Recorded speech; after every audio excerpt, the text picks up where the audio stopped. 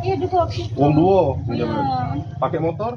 Tim Inafis Polrestabes Palembang melakukan olah TKP di Jalan Anwar Mangkup Laju Palembang setelah mendapat laporan terjadi penjamretan yang korbannya mahasiswa yang mengendarai sepeda. Hasil olah TKP diketahui jika korban yang bersepeda sambil menelpon sudah diikuti pelaku dari belakang yang kemudian merampas paksa handphone korban pada Minggu kemarin.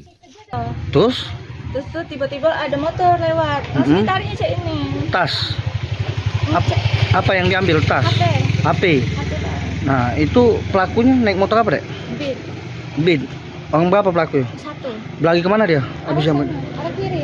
Belagi ke situ ya? Iya. Yang dijambret apa, Dek? HP. Sama? HP lah. Katanya ada uang juga. Iya, di Dana. Oh, ada uang juga di dana tapi ya. Iya. Polisi masih mencari identitas pelaku dengan meminta keterangan saksi dan rekaman CCTV di sekitar lokasi kejadian. Yudi Kiswanto, Kompas TV, Palembang, Sumatera Selatan.